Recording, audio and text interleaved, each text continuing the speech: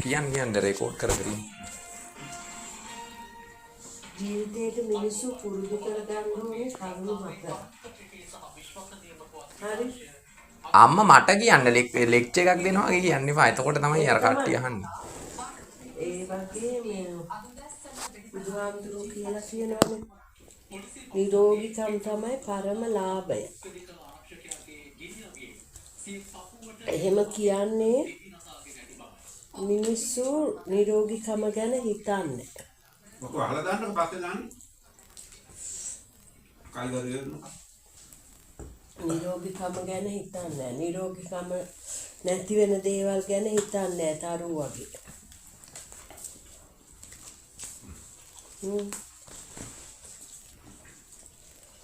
විසම විදියට හැසිරෙනවා.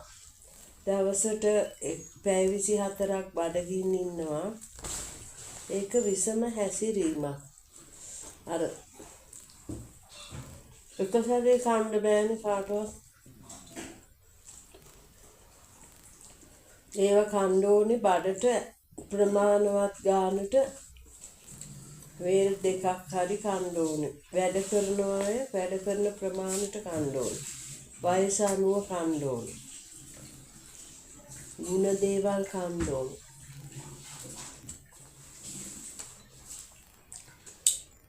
පැණිරහ කන්න කිව්වොත් පැණිරහ ඔක්කොම කනවා. ඒක හොඳ නෑනේ.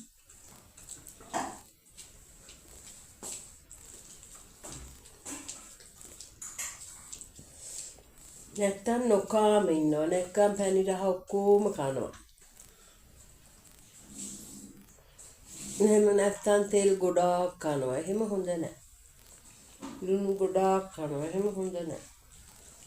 වතුර උනත් ගොඩාක් බොන්න හොඳ නෑ. මොලේ මේව වෙනවලු. මම හරියටම දන්නේ මොලේ මොකක්දෝ එකක් කිව්වා.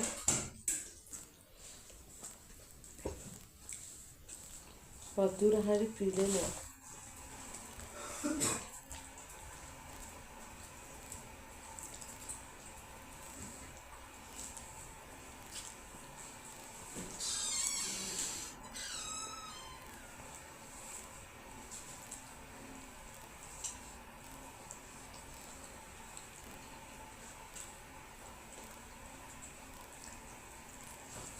වතුර බොන්න ඕන කියන්නේ තිබ්බහ වෙනකොට. නේ බත් කෑම නතර කරන්න කියන්නේ වතුර බොන්න ඉඩ තියාගන්න.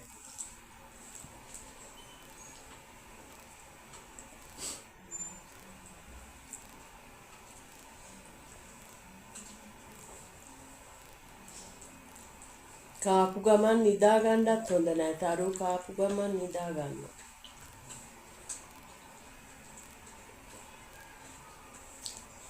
කාපු ගමන් එහා පැත්තට ගිහින් ව්‍යායාම කරනවා. ඒකත් හොඳ නෑ. කෑම දිරවන්න ව්‍යායාමයටයි දෙකටම එතකොට ලේ යන්න ඕනේ. ඒක ශරීරයට හොඳ නෑ කියලා මට හිතෙන්නේ.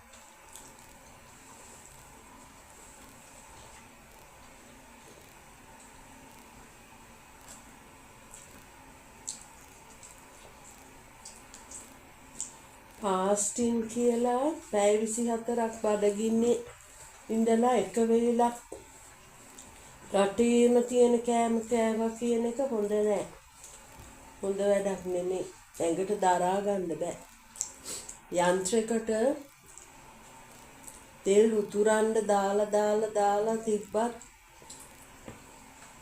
ඒ යන්ත්‍රය දියුණු වෙනවද? ඊට පස්සේ ඉතුරු වෙලාවේ මේවා නැතුව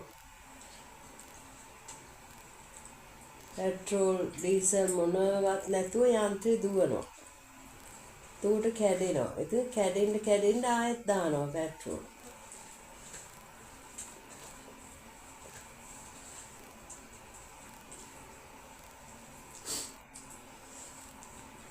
රෝග හැදෙන ක්‍රම 8න් එකක් තමයි විසම හැසිරීම. Taman කෑම අනකොට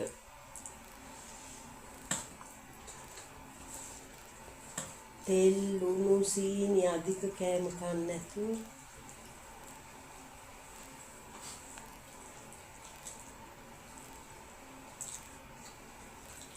කන්න කියලා හැමදාම කියන්නේ.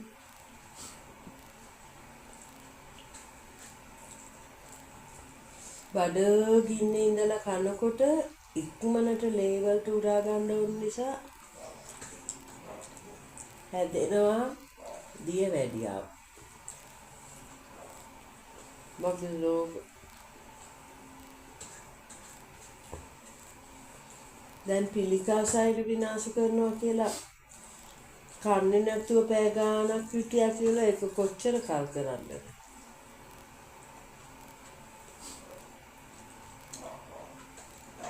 පිළිකා සෛල නෙමෙයි දුකට විනාශ වෙන්නේ ඔක්කොම විනාශ වෙනවා.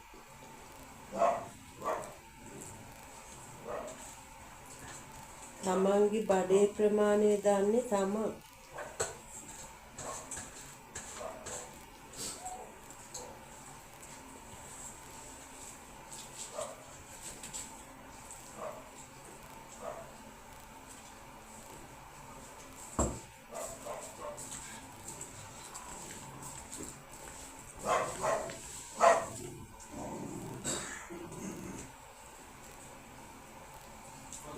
මේ කෑම ටික කෑවනම් ඇති කියලා තමන් තීරණය කරන්න ඕනේ.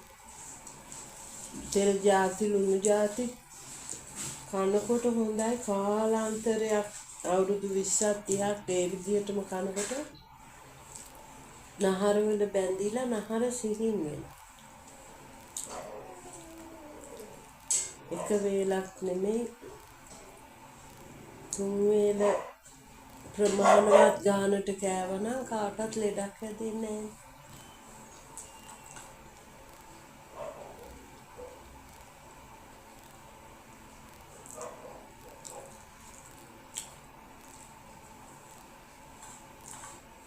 ගොඩාක් එක සැරේ නෙමෙයි කන්න ඕනේ. දරා ගන්න පුළුවන් ප්‍රමාණයක් කීප සැරයක්.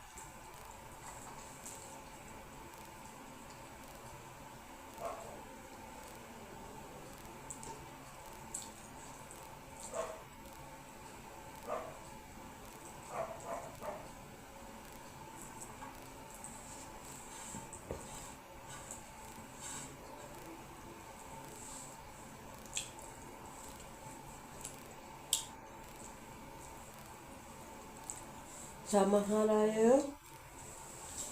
කෑම කනකොට මේකේ පිටි කියලා හැම එකම පිටි කියනවා පිස්ටේ කියනවා. ඒ වුණාට හැම එකේම වත්තක්කවල පිස්ටේ තිබ්බට ඒකේ තියෙනවා විටමින් A. අලවල පිස්ටේ තිබ්බට ඒකේ තියෙනවා ෆොස්ෆරස්.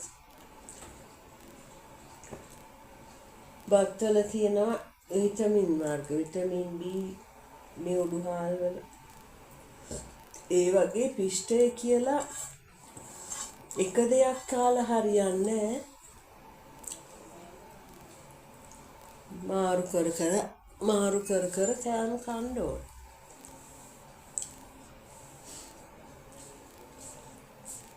දැන් බලන්න කෑම කන එක්කෙනාටද ලෙඩ කන්න නැති එක්කෙනාටද ලෙඩ කියලා.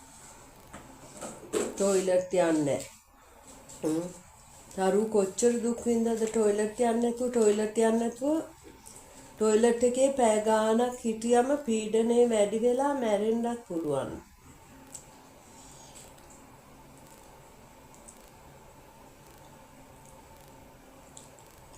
වතුරත් ඕනවට වඩා බිව්වම ඒත් මොලේ තැම්පත් වෙලාද කොහෙද ඒත් මැරෙන්න පුළුවන්. හරියටම දන්නේ නැහැ. ඒ ගැන හොයලා බලන්න. ජෙමිනිගෙන් හරි අහලා බලන්න.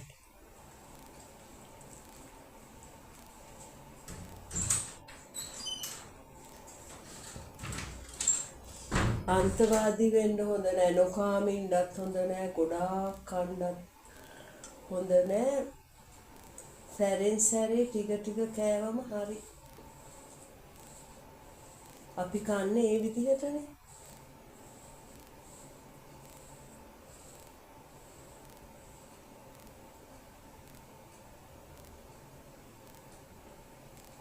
ඉතින් අපි දෙමාපියන්ට කරදරයක් කරලා නැහැ කවදාවත්. දෙමාපියෝ කාපන් කියන්නේ. මොකද අපි ඒ වෙලාවට ඒගොල්ලන් කනකොට කනවා.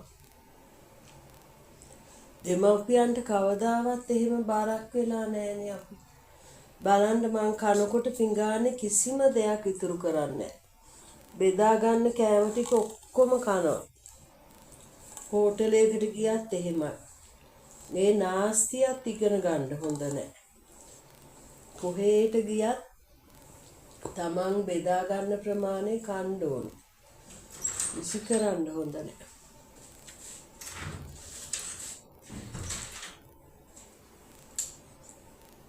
දැන් අර බාල්දියට කොච්චර බත් හලනවද බිමට සත්තු ඉඳිද්දි.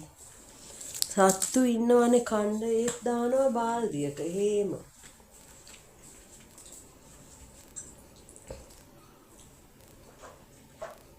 නාස්ති කරන එක මේ හොඳයි කියලා හිතන්නේ.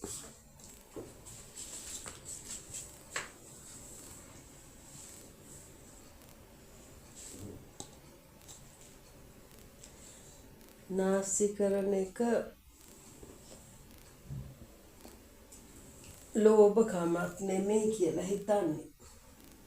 නාස්ති කරන එක වෙනයි ලෝභකමක් නෙමෙයි කියන එක වෙනයි.